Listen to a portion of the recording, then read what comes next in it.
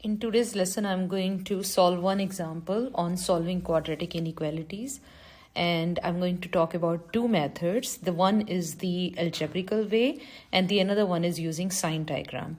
So let's get started with the problem. So before we do solve the inequality, the one thing which I would like you to recall is when you have a product of two numbers which is greater than 0, which means either both the numbers will be positive or both the numbers will be negative, because we know positive multiplied by positive gives us positive and negative multiplied by negative also gives us positive. Similarly, when you have the product of two numbers which is less than 0, then one of them has to be positive. So in the first scenario, we have if A is positive, B is negative, or if A is negative, then B is positive. So let's get started with solving quadratic inequality example. So example is 2x squared minus 5x minus 3 greater than or equal to 0. So I'm going to first use algebraical method to solve this one. So before you start solving this quadratic one, let's have a look at if we can factorize it. So here we have 2x and x and 1 and 3. So we need negative 3, which means negative 5x, which means we will have negative 3 here.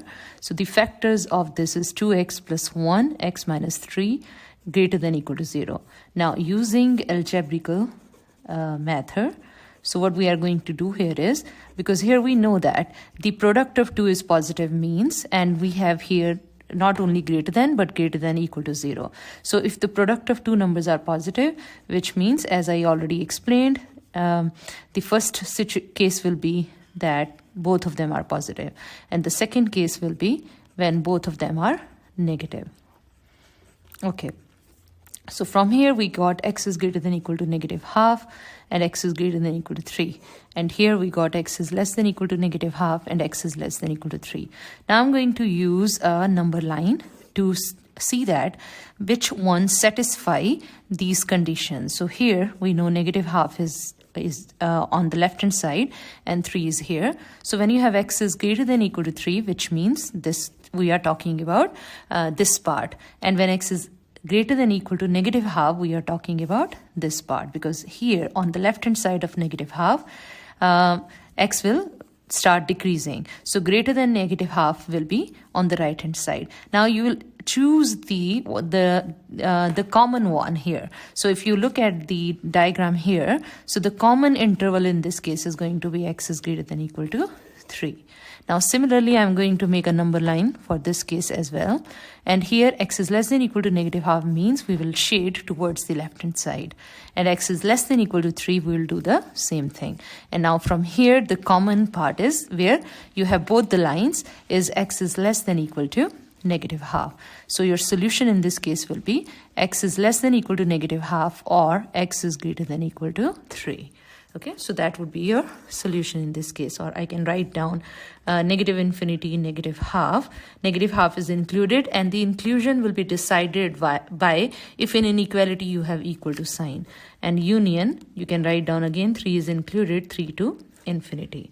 So this will be the solution. Another way of writing down this. Now I'm going to do the same problem but using sign diagram now. So the problem we had here in this case was 2x squared minus 5x, okay, 2x squared minus 5x minus 3 greater than or equal to 0. We already know the factors of this one, and the factors we got here was 2x plus 1 and x minus 3 greater than or equal to 0. So these were the factors, if you remember here. And now what I'm going to do here is I'm going to find the critical points here, or the roots of this equation, which is x is equal to negative half and x is equal to 3. This we got after substituting 2x plus 1 equal to 0, and this we got after substituting x minus 3 equal to 0. Now sign diagram basically is again a number line, but I will draw both of them here, so negative half and 3.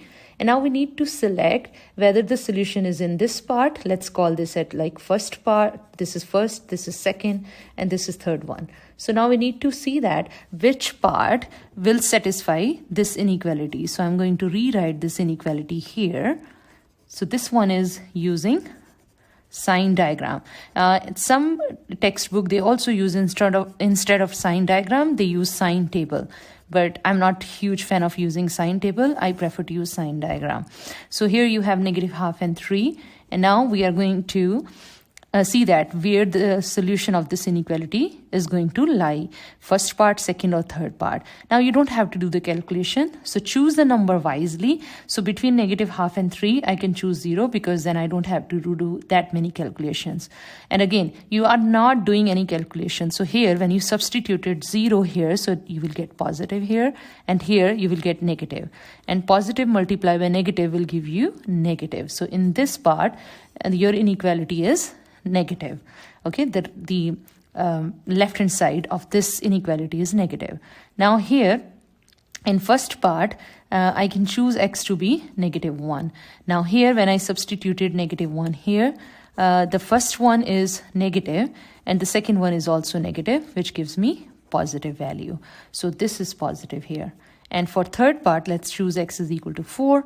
And if I do that, the first one is positive, second one is also positive, which will give me positive at the end.